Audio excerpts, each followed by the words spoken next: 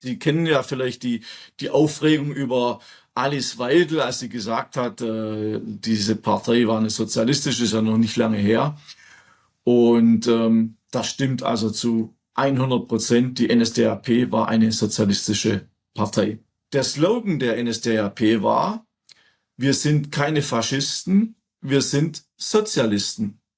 Aber nur durch das freiwillige Ausscheiden der SPD konnte der Nachfolgekanzler und der Reichspräsident mit Präsidialvollmachten regieren und somit das Parlament aushebeln. Die parlamentarische Demokratie war also aufgrund der SPD fast am Ende. Die SPD machte auch keine Anstalten mehr, mitregieren zu wollen. Die Reichstagsfraktion war so zerstritten, dass sie sich nicht einmal mehr auf eine konstruktive Mitarbeit einigen konnte. Und so offenbarten sich die stolzen Sozialdemokraten nur noch als ein für mich bemitleidenswerter Haufen.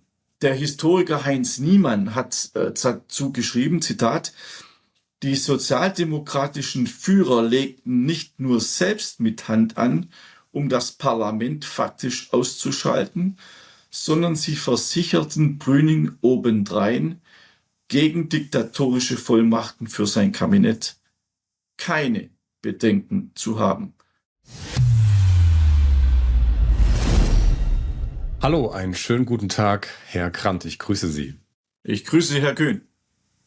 Vielen Dank, dass Sie sich wieder bereit erklärt haben, mit uns den zweiten Band Ihrer Bücherreihe zu besprechen. Und wir haben ja schon das erste Interview sehr erfolgreich geführt mit über 80.000 Aufrufen bisher, obwohl in den Titeln und im Thumbnail gar nicht so ganz klar wird, um was es eigentlich geht. Und das Interesse war enorm und wir wollen natürlich auch daran anschließen.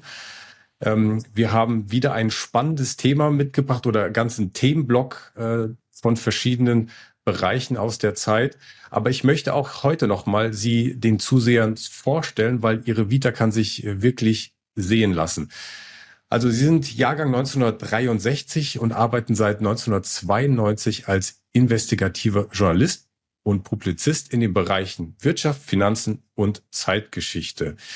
Und das nicht nur in Deutschland, sondern auch in Europa und mittlerweile auch da, wo Sie jetzt leben, in Südamerika. Und bis zu Ihrer Auswanderung kann man fast sagen, haben Sie auch in verschiedenen Fernsehreportagen mitgewirkt, unter anderem bei der britischen BBC, dem kanadischen Channel 4, dem österreichischen ORF sowie RTL, Sat1, Pro7 und Sie waren auch Gast in vielen Talkshows. Gestern habe ich noch aus München gesehen, einen sogenannten Hilton Talk mit Ihnen. Also Sie waren wirklich, man kann sagen, auf der Mainstream-Bühne zu Hause. Und in der Zeit auch haben Sie über 5.000 Fachbeiträge verfasst, haben mittlerweile um die 37 Bücher veröffentlicht und das Ganze hat auch über 800.000 Exemplare zusammengenommen ergeben. Und Sie waren insgesamt über 265 Wochen in den Bestsellerlisten von etwa Spiegel, Focus, Stern und Manager Magazin und das Handelsblatt. Und besonders auch hervorzuheben ist, dass Sie 2005 die Staufer-Medaille erhalten haben vom Land Baden-Württemberg für besondere Verdienste.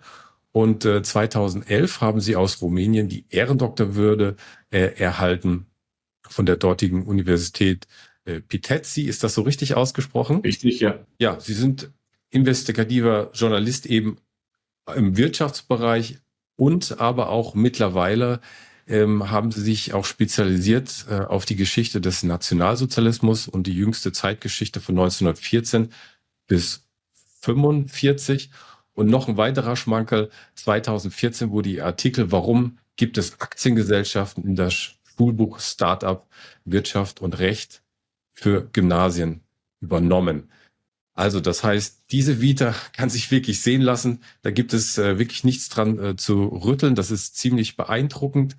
Und trotzdem, das habe ich auch schon beim letzten Mal gesagt, haben Sie sich jetzt seit einiger Zeit schon mit einem Thema beschäftigt, bei dem man eigentlich nur verlieren kann. Man kann sich eigentlich nur die Hände verbrennen, weil keinem kann man es recht machen. Und selbst wenn ihre Fakten die Wahrheit sprechen und das rechtens ist, was sie alles in ihren Büchern beschreiben mit Primärquellen, wird es trotzdem enormen Widerstand geben von den Personen und den Kreisen, die dieses Narrativ aufrechterhalten wollen. So, Herr Dr. Krant, jetzt ist mein Monolog erstmal am Ende. Und bevor wir in die Thematik reinsteigen, chronologisch haben wir uns natürlich vorbereitet, wie es nicht anders zu erwarten ist mit einem Profi wie Sie. Warum ist es relevant, heute 2025 sich mit diesen Themen überhaupt noch zu beschäftigen? Sie sind ja mittlerweile über 80 Jahre alt. Also grundsätzlich kann man aus der Vergangenheit für die Zukunft lernen. Das zeigt uns die gesamte Weltgeschichte auch. Und 80 Jahre nach Kriegsende sind die Lügen der Geschichtsschreibung größer denn je. Wir müssen uns also damit befassen, dass die Siegergeschichtsschreibung in den Mainstream-Medien, die hauptsächlich ja auch damals die Lizenzen von den Siegern bekommen haben, dass diese Geschichtsschreibung ziemlich falsch ist oder oberflächlich oder lückenhaft, so dass immer nur ein Thema im Fokus steht. Deutschland ist an allem schuld. Und das stimmt einfach so nicht. Deshalb deshalb ist meine Arbeit auch so minutiös. In jedem Buch habe ich zwischen 1000 und 2100 Quellen angegeben, die juristisch unangreifbar sind, die verschwiegen werden, die zum Teil umgedeutet werden und die zum Teil einfach falsch wiedergegeben werden, so dass die Geschichtsschreibung ganz anders aussieht wie das, was wir in den Schulbüchern oder in den Lückenhistorikerbüchern wie Guido Knopp und so weiter lesen können. Und Sie werden auch heute erfahren von mir, dass es bei der Machtübergabe, ich spreche nicht von Machtübernahme, weil es auch wieder so ein Kampfbegriff, der irgendwas negieren soll, was absolut nicht stimmt. Es war eine Machtübergabe. Werden Sie heute auch erfahren, wie viel Geschichtslügen hinter dem ganzen Thema steckt, dass man zum Beispiel überhaupt nicht fokussiert, dass ohne SPD Hitler gar nicht an die Macht gekommen wäre. Und das ist natürlich ein totales Bombenthema und das kann ich aber auch alles juristisch belegen.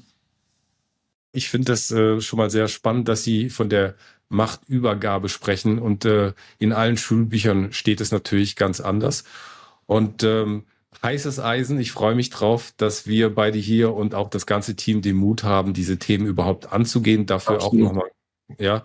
Und natürlich auch an unsere Zuseher, die das Ganze auch dann weiter teilen mit Interessierten. Darüber sind wir auch sehr dankbar. Und auch natürlich über die fleißigen Kommentare. Also bitte weiter fleißig kommentieren, teilen und eure Meinung dazu geben. Ja, vielleicht darf ich zu den Kommentaren noch was sagen. Gerne. Es sind beim ersten Video 1300 Kommentare und ich lese mir jeden einzelnen Kommentar durch. Also die Zuschauer sollen sicher sein, dass ich jeden Kommentar durchlese, aber ich kann nicht die Kommentare beantworten. Die Zeit habe ich einfach nicht dazu.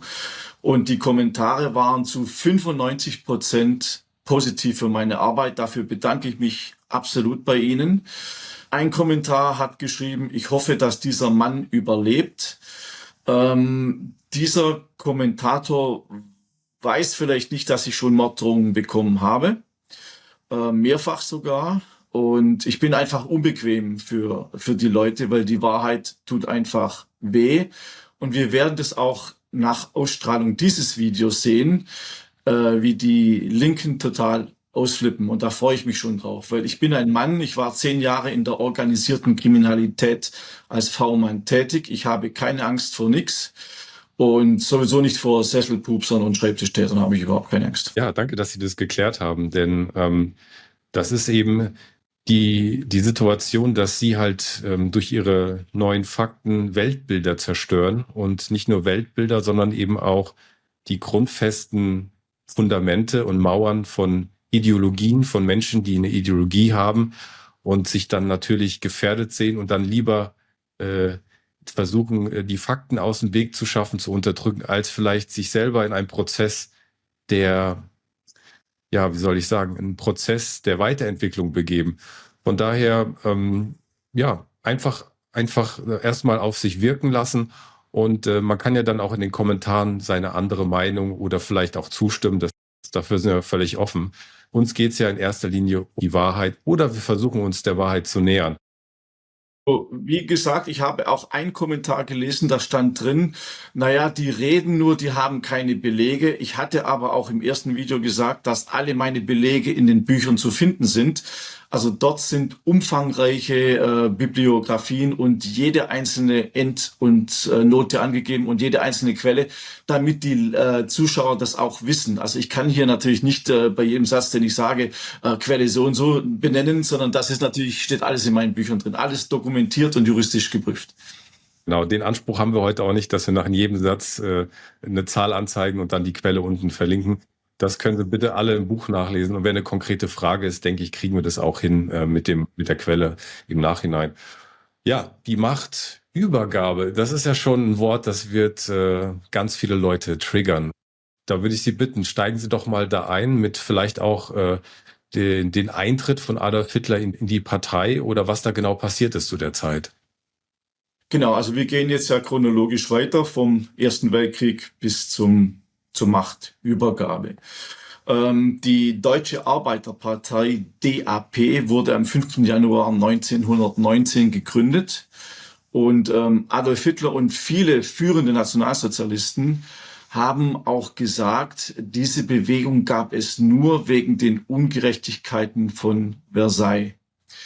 Also man kann sagen, Hitler ist ein Produkt von Versailles. Die Alliierten haben Hitler geschaffen.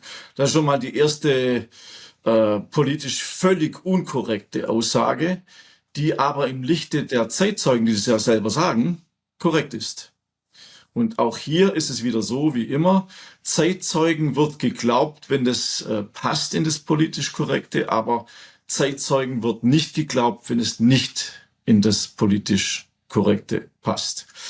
Also, Hitler trat am 18. September 1919 in die DAP ein und man merkte schnell, dass er ein sehr guter Redner war. Die Partei wurde dann am 4. März 1920 umbenannt in Nationalsozialistische Deutsche Arbeiterpartei. Hitler soll die Nummer 7, manche sagen die Nummer 55 und manche sagen die Nummer 5 erhalten haben. Darüber streiten sich die Historiker auch. Aber Werner Maser, der Fachhistoriker, hat bemerkt und er hat zu Recht darauf hingewiesen, dass Hitler die Mitgliedsnummer 555 hatte. Er hatte aber die Nummer 7 im Ausschuss. Und am 29. Juli 1921 wurde Hitler dann von einer außerordentlichen Mitgliederversammlung zum Vorsitzenden der Partei gewählt. Interessant für mich war auch zu beobachten, wie die Mitgliederentwicklung war. Und zwar 1925 waren es lediglich 27.000 Mitglieder. Also ist ja, kann man sagen, nichts, wenn man zum dortigen Zeitpunkt 63 Millionen Einwohner hatte im Deutschen Reich. Im Januar 1933 waren es schon 1,4 Millionen. Und nach der Machtübergabe, also ein paar Monate später, waren es 3,6 Millionen. Und am Ende des Krieges waren es 8,5 Millionen Mitglieder. Interessant ist auch, 73% der Mitglieder Arbeiter, Angestellte und Landwirte waren und nur 13% Beamte. Ist vielleicht auch interessant. Also von dem her war die NSDAP war eine Arbeiterpartei. Eine klare Arbeiterpartei. Und immer wieder wird ja auch in den Medien behauptet, dass Hitler sein Programm verkündet hätte. Das Programm wurde am 24. Februar 1920 erstellt und hatte mit Hitler nichts zu tun, weil er hat sich nicht mal beteiligt an den Formulierungen dieses Programms. Und es gab ja dieses 25-Punkte-Programm, da hat Hitler auch nicht mitgearbeitet. Er hatte einfach keine Lust dazu, das zu machen. Also auch eine Falschbehauptung, dass es das Programm von Adolf Hitler war. Das stimmt nicht. Es war das Programm der NSDAP, wo er Vorsitzender war. Also ich bin da immer sehr genau mit den Aussagen. Und ich beweise auch in meinem Buch, dass die NSDAP eine sozialistische Partei war. Sie kennen ja vielleicht die Aufregung über Alice Weidel, als sie gesagt hat, diese Partei war eine sozialistische, ist ja noch nicht lange her. Und das stimmt also zu 100%. Die NSDAP war eine sozialistische Partei. Sie hat, glaube ich, auch Linke gesagt oder sowas, aber genauer definiert ist sozialistisch. Wurden ja auch schon Doktorarbeiten drüber geschrieben und darüber streiten sich ja die Gelehrten teilweise immer noch und vor allen Dingen natürlich der linke Flügel in Deutschland will das natürlich nicht hören. Für die sind ja die da immer schon rechts gewesen und ich betone immer. Wenn wir gerade an dem Punkt sind, kurze Zwischenfrage, hat die NSDAP einen Wandel durchgemacht von sozialistisch links zu vielleicht sozialistisch mehr rechts oder ist es eine Mischform, wo beide Kräfte links, rechts ineinander vereint sich entwickelt haben in die eine oder andere Richtung? Sie vermuten richtig. Ich werde später darauf zurückkommen. Ich möchte jetzt aber zunächst nochmal untermauern, warum die NSDAP eine sozialistische Partei war. Weil wenn Sie die Programmpunkte sehen, und das machen die Linken halt heute einfach nicht, weil sie dann zugeben müssten, dass es sozialistisch ist. Also die NSDAP wollte Gewinnbeteiligung an Großbetrieben. Das erinnert mich an die Linke heutzutage.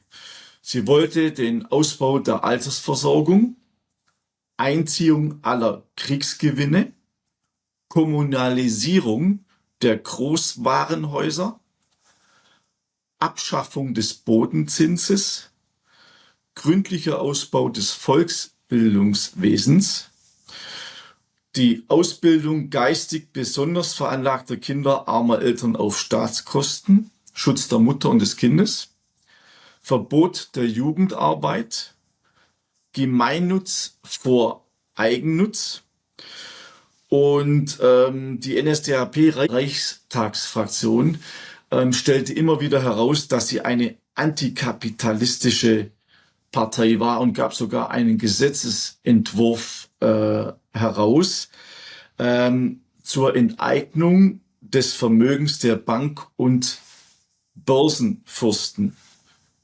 Und im Mittelpunkt der NS-Kritik in Weimar stand vor allem der Vorwurf der Versklavung Deutschlands durch den internationalen Kapitalismus.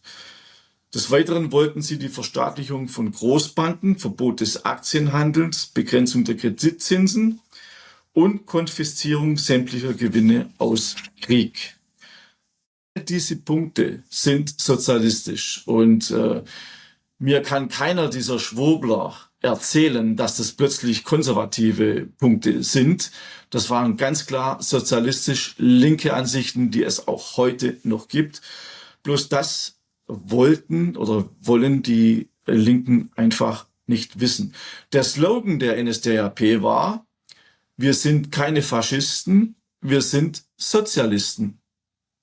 Und ja, im Wahlkampf positionierte sich Hitler noch 1932 gegen die Junkerherrschaft und Schlotbarone und für den Bauern und Arbeiter. Das war die Ausrichtung der NSDAP, die heute einfach negiert wird und überhaupt nicht, die wird einfach verschwiegen.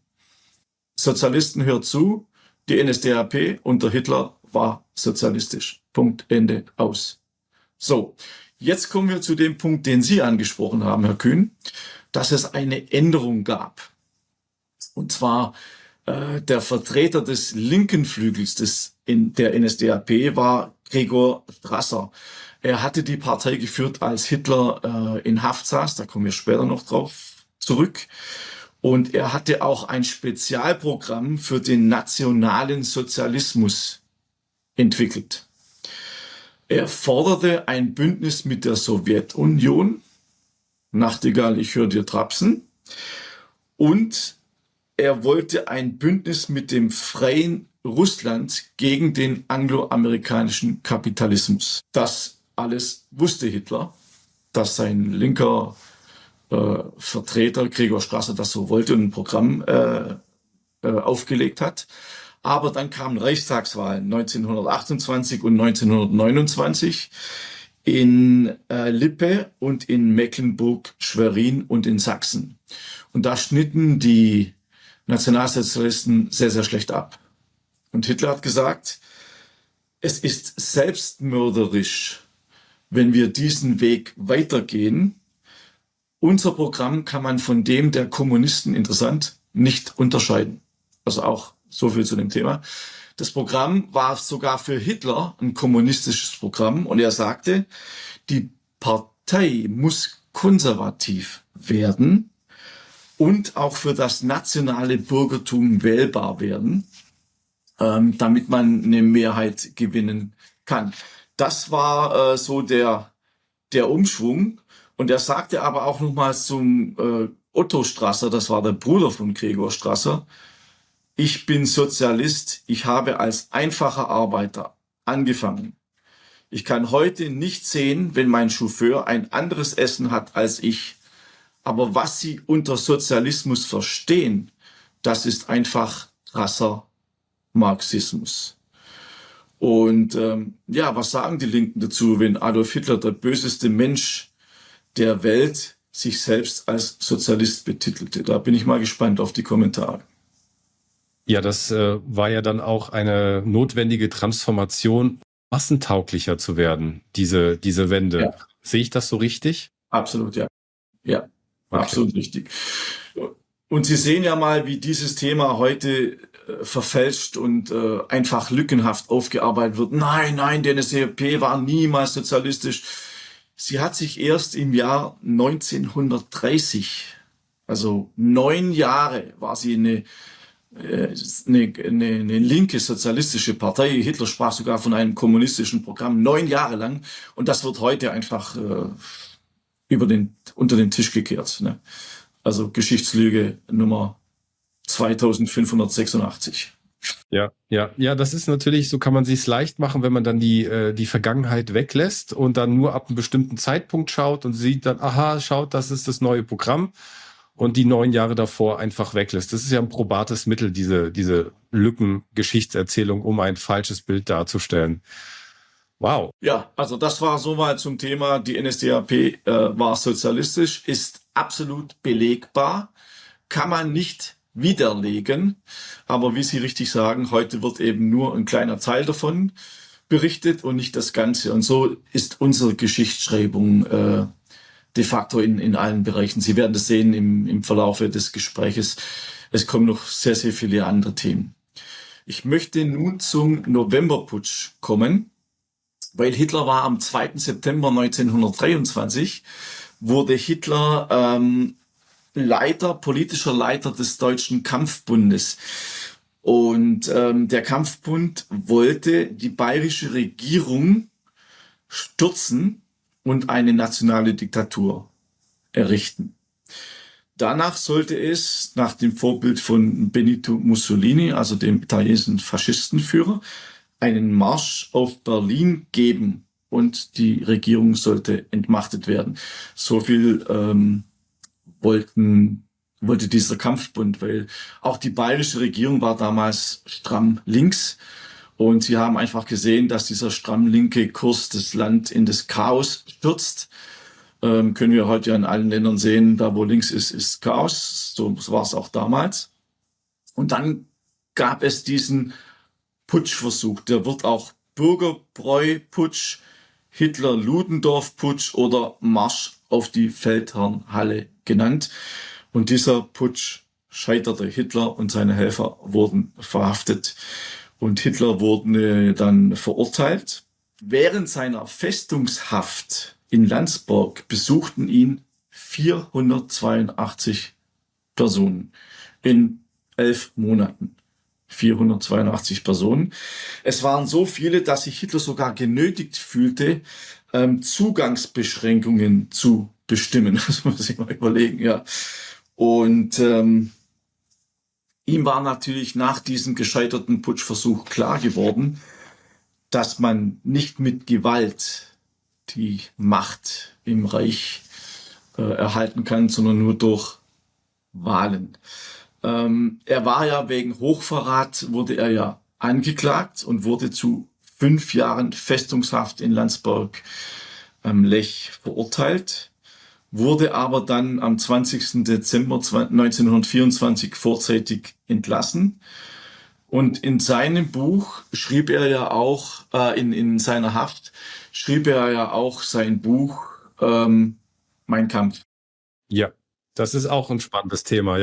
Genau, über dieses Buch möchte ich in einem anderen Video reden, weil das Buch passt zu seiner Weltanschauung, was ein anderes Thema wäre. Nur so viel.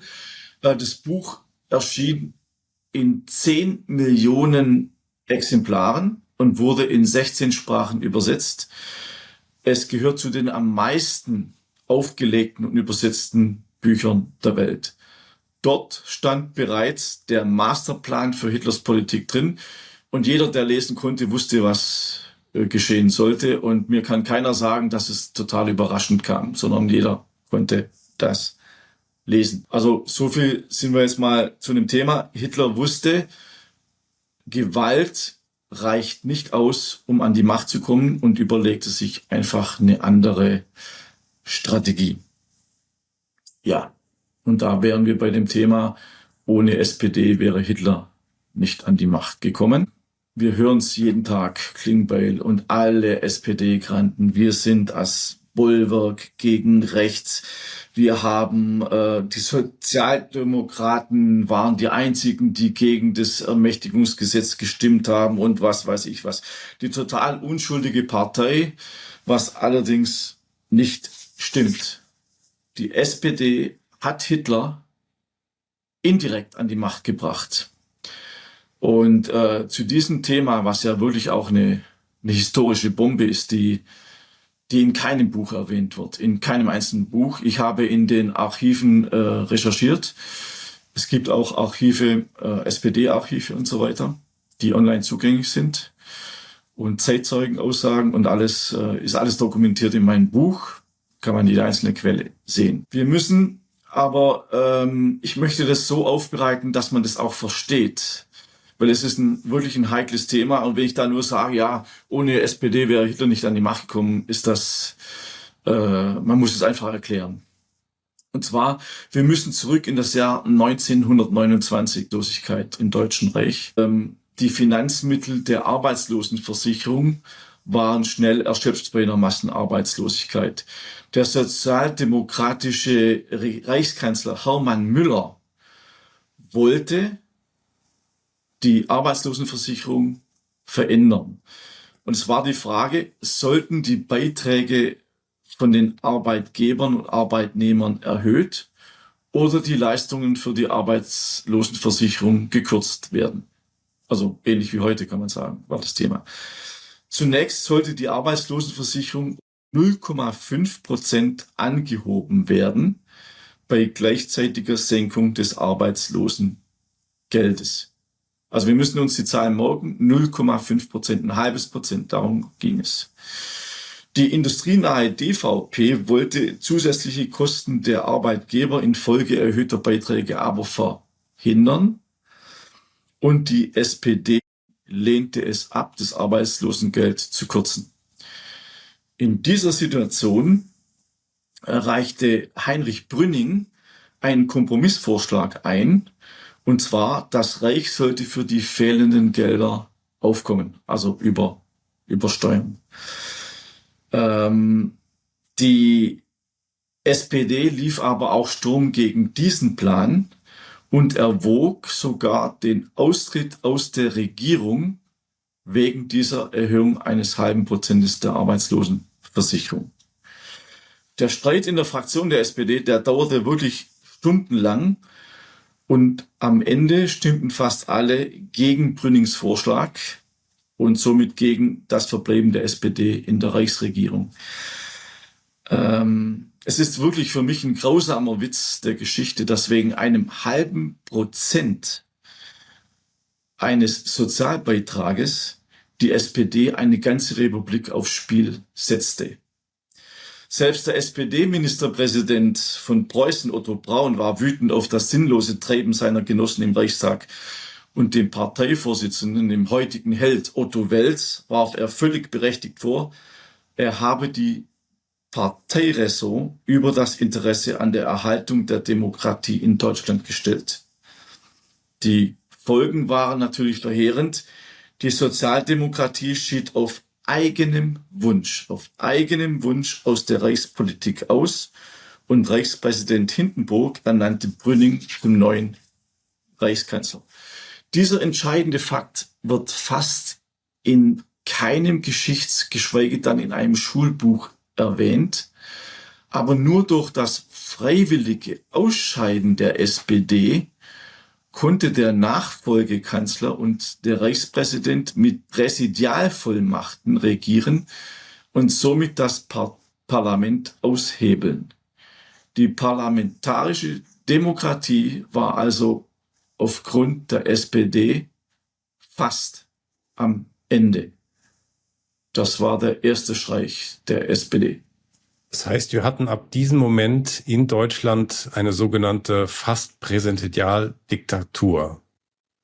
Das heißt, die Demokratie war ab dem Moment schon vor Hitler so gut wie aus dem Weg geräumt. Genau, also es wird noch viel, viel schlimmer kommen, wie Sie dann weiter hören werden. Denn nachdem die SPD freiwillig aus der Regierung ausgetreten ist und die Große Koalition unter ihrem eigenen Reichskanzler gescheitert war, wurde, wie gesagt, Heinrich Brüning vom Zentrum, wurde dann Reichskanzler. Reichspräsident Hindenburg hatte ihm aber vorher schon gesagt, er wird nur Kanzler bleiben, wenn sein Kabinett deutlich rechts bleibt oder rechts werden wird. Er machte außerdem klar, wenn Brüning sich nicht darauf einließ, würde er ihn auch nicht zum Kanzler ernennen. Und wenn Brüning erst einmal Kanzler war und diese Bedingung nicht einhielt, würde er Hindenburg von seinem Entlassungsrecht Gebrauch machen. Brüning wurde total unter Druck gesetzt von Hindenburg, dass er eine rechte Regierung installieren sollte. Und wir wissen ja, Hindenburg war immer schon ein Gegner vom Parlament. Er nannte es ja Quasselbude. Er wollte eine straff organisierte, autoritäre Regierung und sah in Brüning natürlich dann jemand, der das verwirklichen konnte. Und deshalb stützte sich die ganze Regierung nicht mehr auf die Mehrheit des Parlaments, sondern nur noch auf Notverordnungen, nannte man es damals. Und die SPD machte auch keine Anstalten mehr, mitregieren zu wollen. Die Reichstagsfraktion war so zerstritten, dass sie sich nicht einmal mehr auf eine konstruktive Mitarbeit einigen konnte. Und so offenbarten sich die stolzen Sozialdemokraten nur noch als ein für mich bemitleidenswerter Haufen. Waren damals das Personal der SPD, bestand das aus erfahrenen Unternehmern oder auch eher wie heute vielleicht mal der ein oder andere Arbeitnehmer, Lehrer, Gewerkschafter, viele Leute, die nie was mit der Wirklichkeit im Arbeitsleben zu tun gehabt haben? So ist es. Genau so ist es. Die SPD ist schon immer eine Arbeiterpartei gewesen, bis auf heute ja nicht mehr. Und sie setzte sich natürlich auch bis in die Führungsspitzen von Arbeitern, durch Arbeitern. Ich meine, wenn ein erfahrener Arbeitnehmer in die Partei geht oder in der Partei schon immer war, aber immer auch nah an der Realität, Bandarbeiter, beispielsweise in Betriebe geführt, ja, Malermeister, Maurer, das sind Menschen, die wissen, was abgeht in der Welt, die wissen, was die Realität ist. Aber wenn man halt schon immer irgendwie einen realitätsfremden Posten hatte, ja, und von der Schule in die Hochschule und wieder in die Schule gewechselt ist beispielsweise, ist man ja von der Realität völlig abgeschnitten und hat ein Weltbild, was überhaupt nicht den Wahrheit der Realität entspricht. Das gab es bei der SPD auch vermehrt, diese Realitätsfremdheit? Also meiner Ansicht nach ja. Und wir sehen das ja schon allein in diesem Fakt. Es war ein SPD-Reichskanzler. Die SPD war mit in der Reichsregierung. Und sie haben ihren eigenen Kanzler und die ganze Regierung platt gemacht wegen 0,5% Erhöhung der Arbeitslosenversicherung. Daran kann man ja schon mal sehen, wie realitätsfremd diese Partei unter Otto Wels, ich wiederhole, dem heutigen großen Held, über ihn werde ich noch ausführlich sprechen, wenn wir zum Ermächtigungsgesetz kommen, in einer anderen Sendung. Der große Held Otto Wels war einer derjenigen, der eigentlich die SPD in den Untergang getrieben hat, und heute wird er sowas von erhöht. Aber ich möchte noch mal kurz vielleicht den Zuschauern erklären, die Präsidialdiktatur entstand aufgrund dessen, dass die SPD nicht mehr mitmachen wollte. Es war also eine de facto Diktatur 3 Jahre bevor Hitler an die Macht kam. Und die Weimarer Republik wurde also von der Exekutive beherrscht und die parlamentarische Gesetzgebung wurde einfach durch die Praxis der Notverordnungen, ich erkläre nachher kurz, wie das funktioniert, verdrängt. Dies machte praktisch die Präsidialregierung, also das Kabinett, zum Gesetzgeber und unterlag keiner parlamentarischen Kontrolle mehr. Dieser wichtige Umstand wird auch von politisch korrekten Historikern wenig bis gar nicht beachtet, bedeutet aber, dass bereits vor der Diktatur Hitlers de facto, wie gesagt, eine Diktatur bestanden hat. Und ich wiederhole, die SPD hat das möglich gemacht. Und die Präsidialdiktatur funktionierte vereinfacht so: Die Reichsregierung brachte eine umstrittene Gesetzesvorlage in das Parlament, also in den Reichstag, ein. Der Reichstag lehnt dies aufgrund bestimmter unterschiedlicher Interessen ab. Damit gab sich die Regierung aber nicht zufrieden. Der Reichspräsident erließ dann auf Wunsch des Präsidialkabinetts, also der Regierung und nicht des Parlaments, die Gesetzesvorlage im Wege der Notverordnung des Reichspräsidenten nach Artikel 48. Also durch die Notverordnung wurde das Gesetz dann durchgebracht. Artikel 48 hob die Notverordnung dann zwar wieder auf, aber Artikel 25 wiederum löste den Reichstag auf, also der Präsident hat einfach den Reichstag aufgelöst und setzte dann die Notverordnung erneut in Kraft. Theoretisch konnte so eine Notverordnung nur verabschiedet werden, wenn die öffentliche Sicherheit und Ordnung tatsächlich gestört waren. Doch kein einziges Gericht in Weimar hat es geprüft. Das Reichsgericht hat 1931 sogar festgestellt, also vor der Machtübergabe, dass diese Methodik, das Parlament auszuhebeln, rechtlich in Ordnung war. Das hieß also, der Reichspräsident Hindenburg musste sich nicht an die Mehrheiten des Parlaments orientieren, also wie gesagt, der Quasselbude. Und der Kanzler selber konnte sich der parlamentarischen Kontrolle entziehen. Die große Macht dieser Notverordnung war also in den Händen von nur wenigen Personen. Und man kann deshalb von Fug und Recht behaupten, es war eine verschleierte Diktatur. Und so unterzeichnete Reichspräsident Hindenburg am Parlament vorbei 1931 und 1932 sage und schreibe 102 Notverordnungen. Ich habe geschrieben in meinem Buch, Hindenburg, der Diktator vor Hitler, machte den Diktator Hitler erst möglich mit Hilfe der SPD. Der NS-Jurist Wilhelm Frick beobachtete dieses Gebaren ganz genau. Und er würde dieses später auf die NS-Herrschaft anwenden. Also die Blaupause kam von Weimar. Wie gesagt, möglich gemacht hat dies alles das Ausscheiden der SPD. War das damals so, dass die ganze SPD einfach auch überfordert war mit der Situation und sie auch nicht mehr weiter wussten und sie sich dann vielleicht angenehmer empfunden haben, einfach hinzuschmeißen, anstatt vielleicht echte Lösungen zu finden, die sie gar nicht finden konnten, weil sie gar nicht dazu in der Lage waren, kognitiv? Das ist so ein Argument, das manche bringen. Ich werde aber im Verlauf des weiteren Gespräches beweisen, dass die SPD das vorsätzlich gemacht hat. Also im vollen Bewusstsein. Mit welcher Absicht? Was war die Strategie dahinter? Ja, das ist wirklich eine gute Frage, welche Absicht die SPD damit hatte. Sie hat sich einfach fundamental verweigert und hat Hitler nicht verhindert. Sie wollte sogar, ich komme später noch darauf zurück, sie wollte sogar, dass Hitler an die Macht kommt, um auszuprobieren, ob das funktioniert und dann die SPD später dann vielleicht mehr Wähler hinter der SPD stehen. Aber dazu komme ich später noch einmal dazu.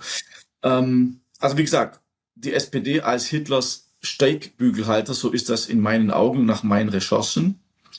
Und die SPD tolerierte das ganze Präsidialsystem. Sie war die stärkste Partei und sie hat es einfach ignoriert, toleriert. Sie war bereit, sich diesem zu beugen. Und obwohl es eigentlich Aufgabe des Parlaments war, das zu kontrollieren, hat die SPD nicht viel darauf gemacht. Im Gegenteil, sie haben Brüning unterstützt und haben ihn geduldet. Also seine autoritäre Regierung wurde von der SPD toleriert und geduldet.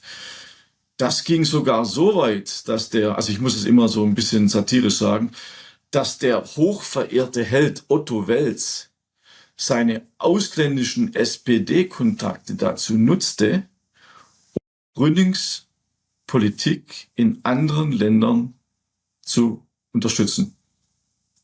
Soweit ging das sogar. Ich würde salopp sagen, Michael Grant-Klartext, Sie kennen meine Webseite.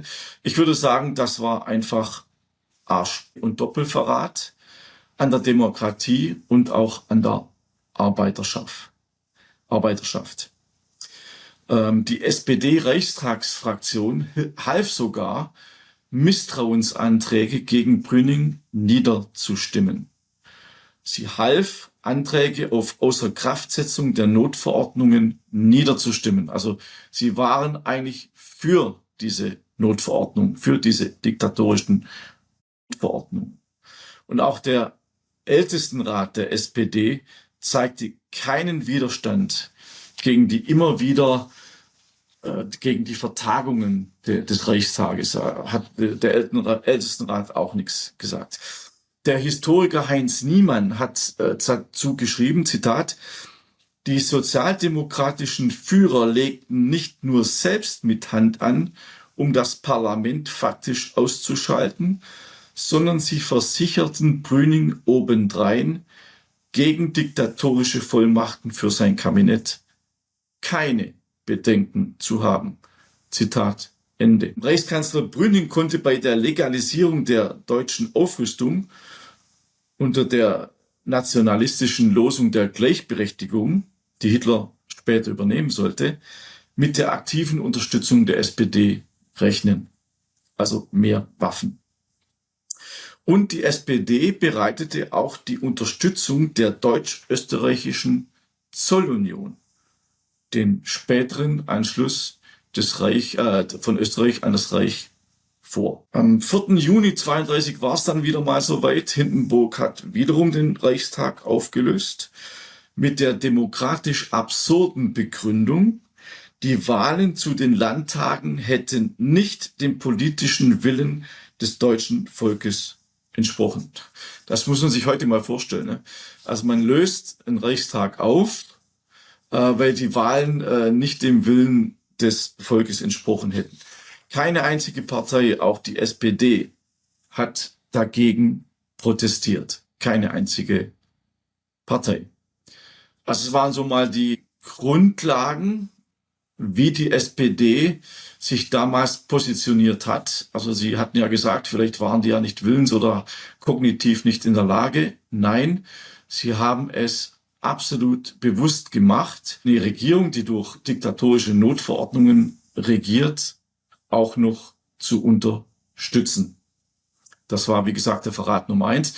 Der Verrat Nummer 2 war der Verrat an der Arbeiterschaft. Das rächte sich natürlich, weil bei der Reichstagswahl am 14. September 1930 erreichte die SPD nur noch 24,5%, ein Minus von 5,3%. Und die NSDAP erreichte 18,3%, ein Plus von 15,5%. Also die NSDAP verdreifachte sich und die SPD hatte ein Minus von 5%. Trotzdem war die Regierung immer noch, da die SPD ja noch 24% hatte, auf die Tolerierung der SPD angewiesen. Und die SPD war dazu bereit, die Verbrauchssteuererhöhung mitzutragen, die Beiträge zur Arbeitslosenversicherung zu erhöhen. Jetzt ging es plötzlich. Die Leistungen der Krisenvorsorge zu kürzen und die Löhne und Gehälter zu senken. Die SPD ging mit allem mit. Verrat an der Arbeiterschaft.